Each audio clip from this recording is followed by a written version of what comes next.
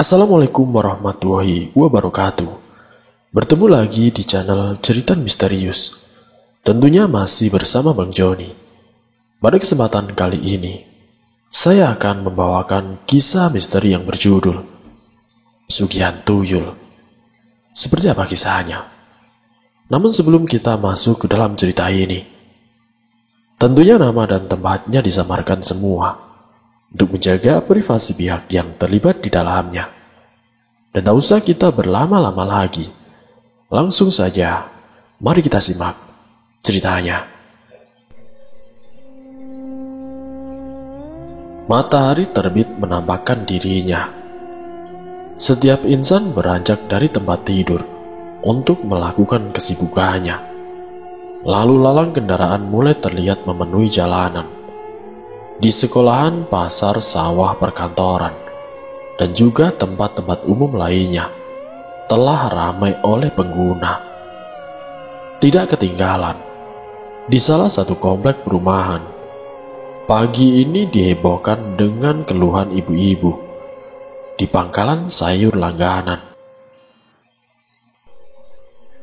Ya Allah Gusti, padahal uang itu saya kumpulkan sedikit demi sedikit. Sisa 5.000, sisa 10.000, 15.000. Saya kumpulkan terus sampai sudah terkumpul 3 juta. Rencana uang itu buat anak masuk SMA. Lah kok bisa-bisanya berkurang 100.000 demi 100.000. Sisa cuma 2.100.000. Kalau begini terus, apa nggak habis tabunganku? Cerita Bu Ipa. Loh, kok sama Bu? Saya juga begitu. Gajian suami kan kami tarik semua, biar nggak bolak-balik ke ATM. Tapi nggak taunya, setiap malam berkurang 50.000-an terus. Padahal setiap hari saya hitung, beneran. Memang berkurang hitungannya. Tahu gitu gak saya tarik dari ATM, Bu? Cerita Ibu Maria tidak kalah kesal. Hah? Yang benar kalian? Kok sama ya? Saya simpan di dalam lemari hilang 100. Besoknya hilang lagi 100. Malah sudah tak simpan di atas lemari masih hilang. Pindah di bawah dipan pun tiap hari selalu hilang. Lah kok tiba-tiba tidak aman begini ya? Padahal dulu mau saya taruh di mana saja, tetap aman, tidak berkurang. Ujar Bu Nining, menaruh curiga. Wah, ada yang tidak beres ini, ucap Pak Priyo, selaku penjual sayur. Iya Mang, ini memang tidak beres. Saya juga ngalamin seperti yang ibu-ibu semua. Masih mending ibu-ibu yang hilang uang simpanan, yang hilang uang arisan. Kalau bukan saya yang mengganti, terus siapa lagi coba? Kata Bu Farida putus asa. Loh, jadi uang kita yang ikut arisan hilang, Bu? Seru ibu-ibu yang lain. Bu Farida mengangguk lemas. Iya, tapi gak apa-apa. Memang sudah resiko saya yang megang. Pasti saya ganti kok. Habis kocokan yang terakhir, sudahan saja arisannya ya, daripada saya tekor terus. Keluh Bu Farida. Yang sabar ya Bu. Kalau uang belum ada ya ditunda dulu arisannya. Gak apa-apa kan semuanya? Tanya Bu Maria. Iya, saya setuju, jawab ibu-ibu yang lain serentak. Kemudian datanglah Bu Atika dengan tubuh kurusnya, namun dengan penampilan yang glamor. Perhiasan emas berupa cincin melingkar di setiap jari-jari tangannya. Tumpukan gelang nyaris sesiku. Beberapa kalung mulai dari yang pendek hingga yang panjang dipakai di lehernya. Sekumpulan emas tersebut semakin berkilau diterpa sinar matahari pagi, menyilaukan mata hati ibu-ibu yang tidak memilikinya. Pak Pri, daging, udang, ayam, sama jamur saya borong semua ya. Totalnya berapa, Pak? Tanya Bu Atika, yang membuat semua ibu-ibu melongo melihat kondisi ekonominya yang meroket saat ini.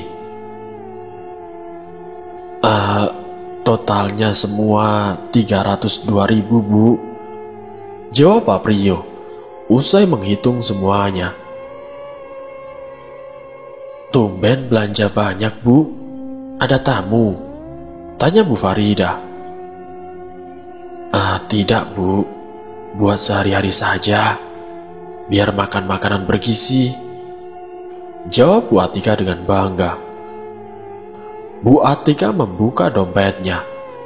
Segepok uang 100 ribuan dan juga 50 ribuan memenuhi dompet yang nyaris tidak muat. Para ibu-ibu yang lain menatap dengan takjub. Kemudian Bu Atika menyerahkan uang belanjaannya pada Pak Priyo, lalu kembali pulang. Kini topik pembicaraan pun berganti. Dari kehilangan berganti membahas kehidupan Bu Atika, yang secara ekonomi melonjak sangat drastis. Dulu suaminya hanya tukang angkat di pasar.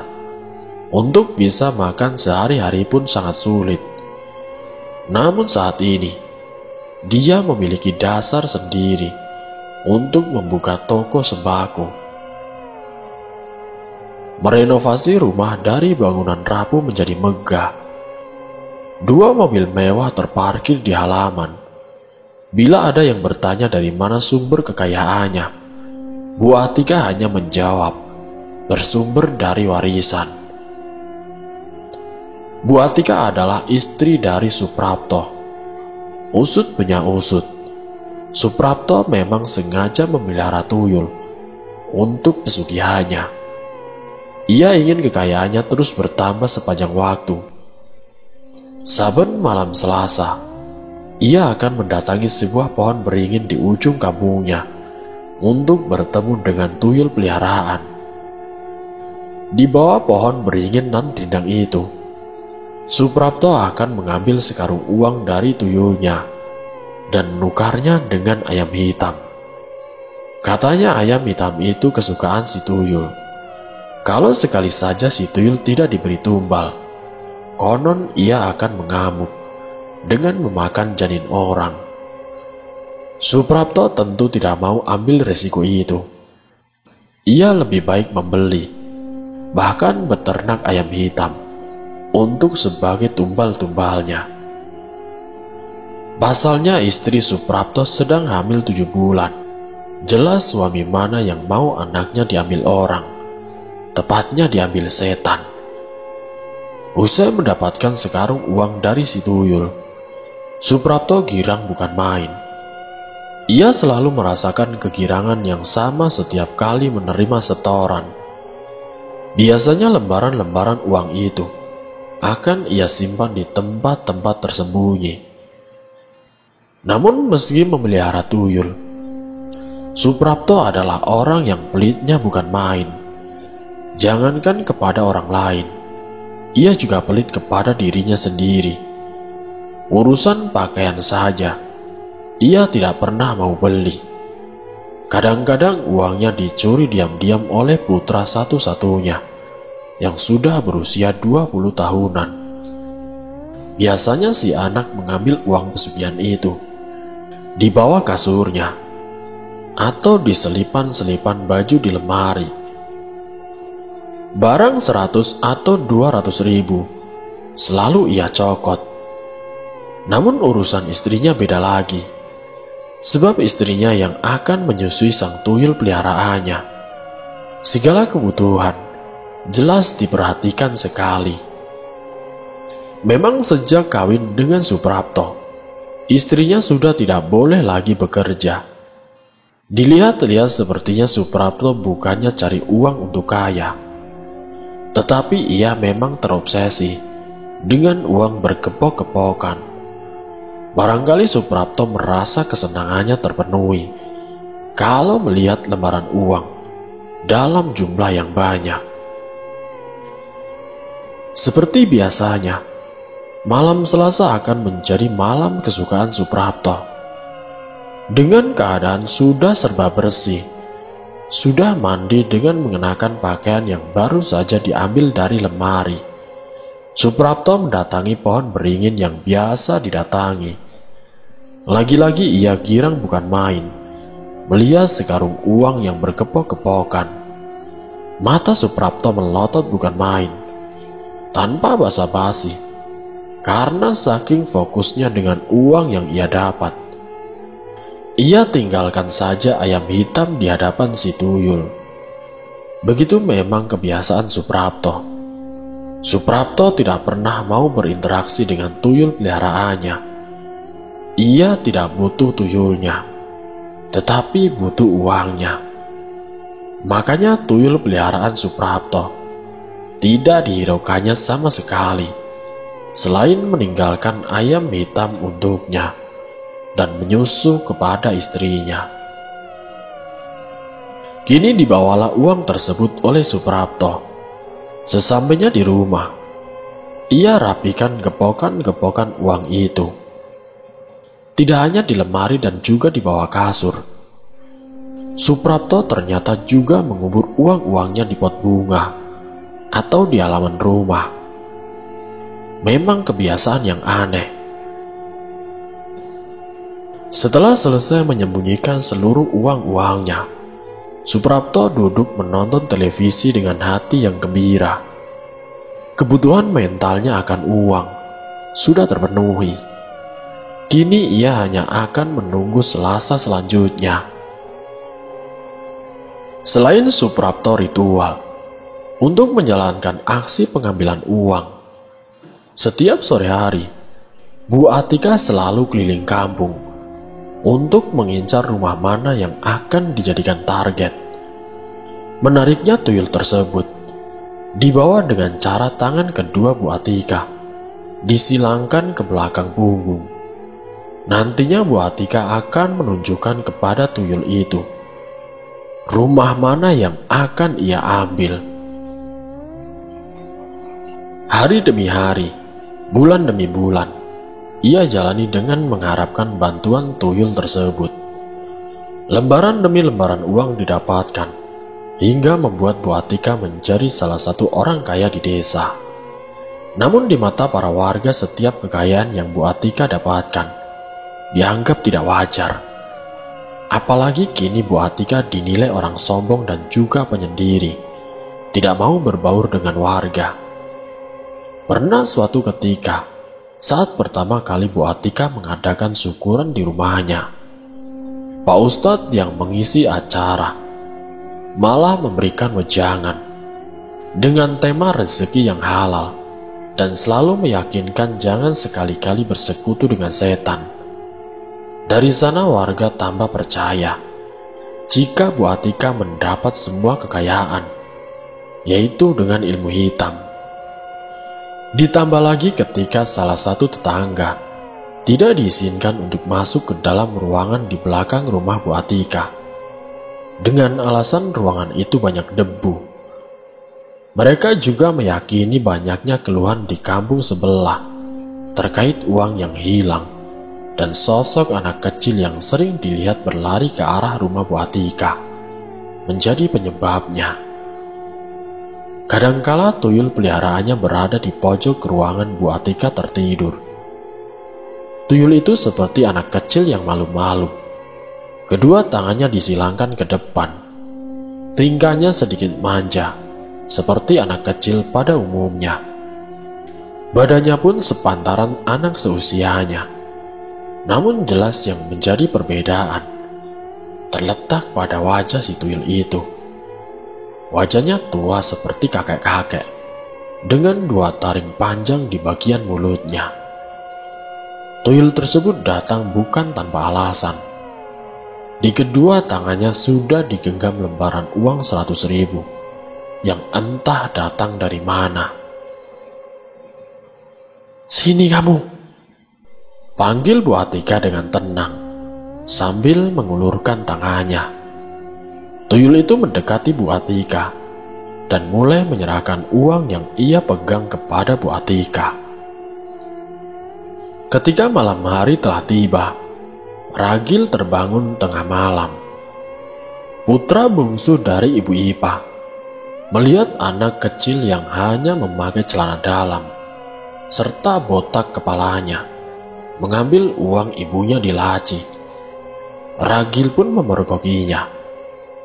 Kedua anak tersebut berlari ketika tahu Ragil bisa melihat mereka. Tanpa basa-basi, Ragil segera mengejar mereka.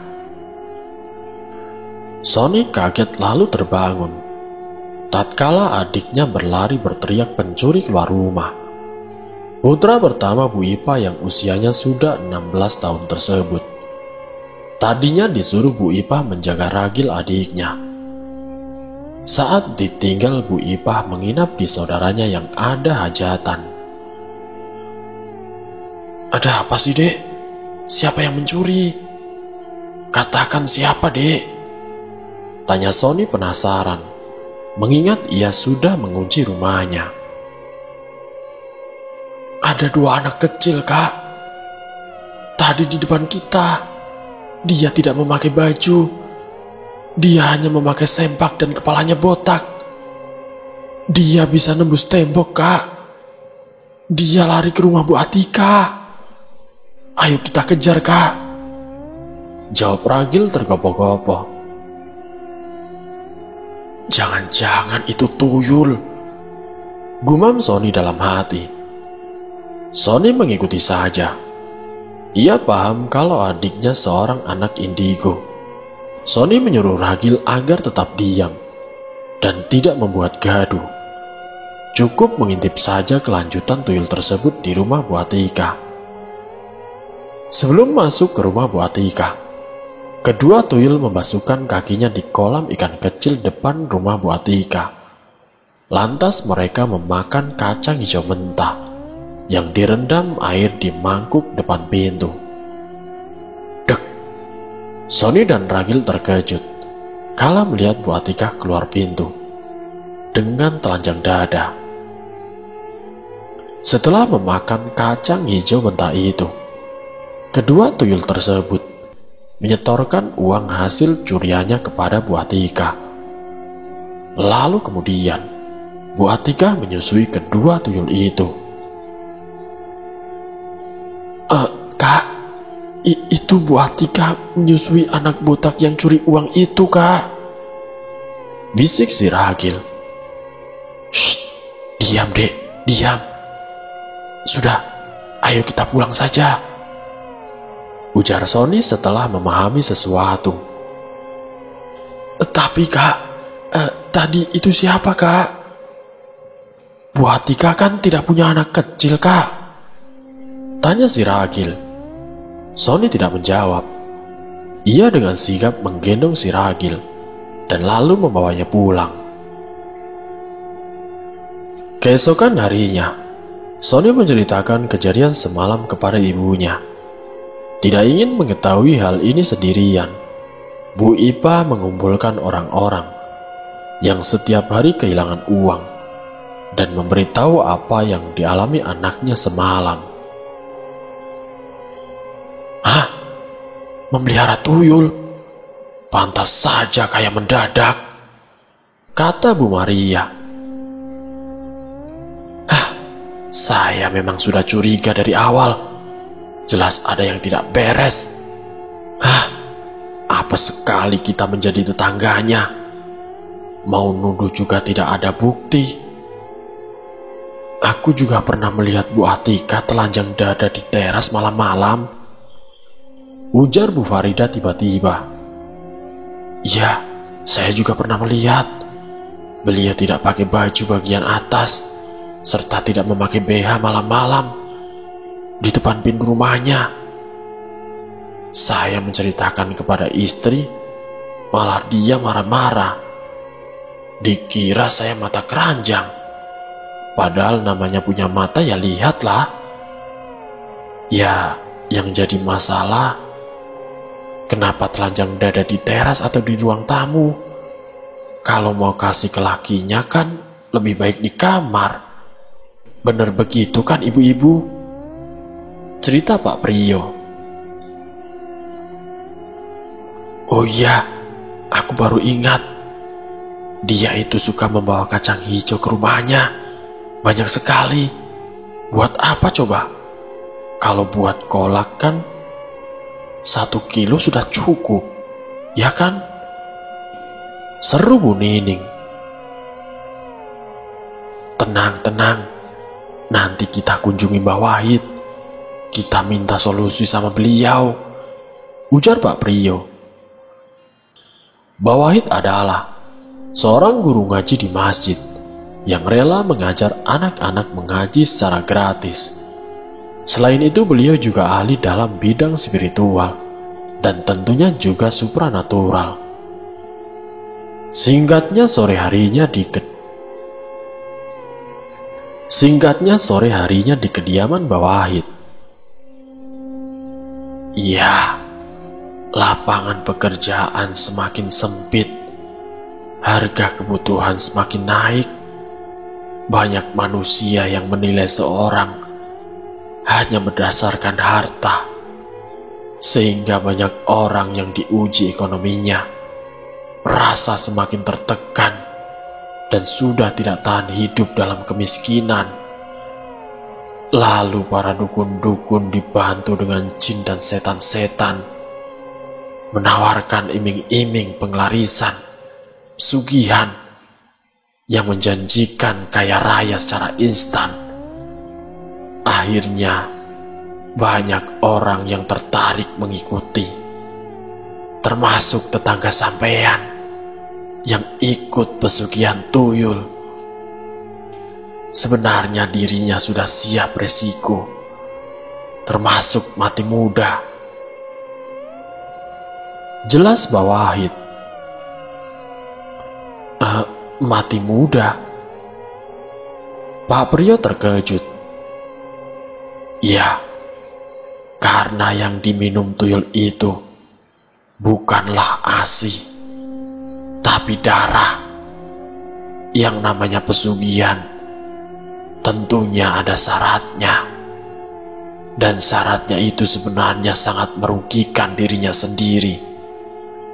Selain umur pendek dan diperbudak oleh makhluk yang dulu membantunya, resiko kemiskinan juga mengancam kelangsungan hidup anak turunannya nanti. Sebab rezeki mereka sudah banyak diambil oleh orang tuanya sebelum waktunya. Walaupun tidak semua dan bisa dihindari dengan ikhtiar. Baiklah semuanya, tolong jangan dihina. Meskipun Anda semua sudah tahu siapa pelakunya.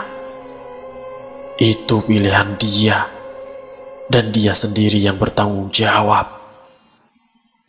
Tapi yang perlu Anda semua terapkan adalah bagaimana caranya agar harta milik kalian tidak dicuri. Tutur Mbah Wahid sembari memberitahu cara agar uang kita tidak dicuri oleh tuyul. Silakan kalian menaruh cermin, bawang merah di sekitar uang kalian.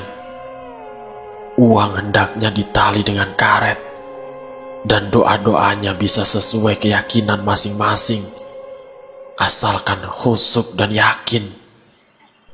Jangan lupa, sekeliling rumah kalian tabur dengan garam sambil membacakan sholawat. Tuyul kalau melihat kaca, dia akan takut dengan bayangannya sendiri. Lalu dia matanya juga akan perih kalau ada bawang merah, sehingga tidak bisa melihat jelas. Dia juga akan kesulitan mengambil uang yang dikaret. Tuyul juga tidak bisa mengambil uang yang ada di ATM. Dia juga kehilangan energi saat menginjak garam. Dan itu saja dulu. Terapkan. Mohonlah kepada Allah dengan sungguh-sungguh. Niscaya Allah akan menjaga keselamatan dan juga harta benda Anda semuanya. Jelas Mbak Wahid. Sepulang dari sana, para warga menerapkan apa yang diajarkan oleh Mbak Wahid. Alhamdulillah sudah tidak ada berita kehilangan uang lagi. Setelah kejadian itu, tubuh Bu Atikah kini bertambah kurus. Semakin hari semakin kurus. Badannya seperti hanya terselimuti oleh kulit. Banyak warga yang pura-pura mempertanyakan penyakit apa yang diderita Bu Atikah. Tetapi tidak jarang ada sebagian warga yang berucap kalau itu semua imbas dari Bu Atikah karena telah memelihara makhluk halus di balik kekayaan yang ia miliki. Di malam Selasa yang ditunggu oleh Suprapto, ketika Suprapto hendak pergi melakukan ritual, tiba-tiba istri Suprapto menjerit bukan main. Perutnya seperti mengalami sesuatu aneh, padahal baru 7 bulan. Apakah bayi Suprapto akan lahir sebelum usia 9 bulan? Suprapto tidak mau memikirkan hal itu. Yang pasti ia mesti menyelamatkan istrinya terlebih dahulu, sembari mencari tahu apa yang terjadi. Seketika ia berlari menuju kamar di mana sang istri berada. Saat Suprapto menghampiri, ia terkejut bukan main, karena sudah banyak darah bergelimang di atas kasur, dan sang istri tampak tertidur dengan lemas dan berwajah pucat pasi. Dengan sigap ia memeriksa perut istrinya. Tidak mau lama-lama, ia membawa istrinya ke klinik terdekat. Ia menggotong istrinya meski berat, lalu membawa istrinya ke sebuah klinik yang jaraknya 15 menit dari rumah. Sesampainya di sana, sang istri buru-buru dirawat oleh pihak rumah sakit. Kata sang dokter, Suprapto tidak boleh ikut istrinya ke ruang operasi.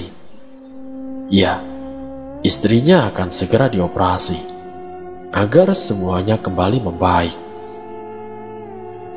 Mau tidak mau Suprapto menurut. Ia hanya duduk sendiri di bangku rumah sakit, tidak jauh dari ruangan istrinya dirawat. Sekitar 1 jam setelahnya, dokter keluar dan mengatakan sesuatu yang janggal kepada Suprapto.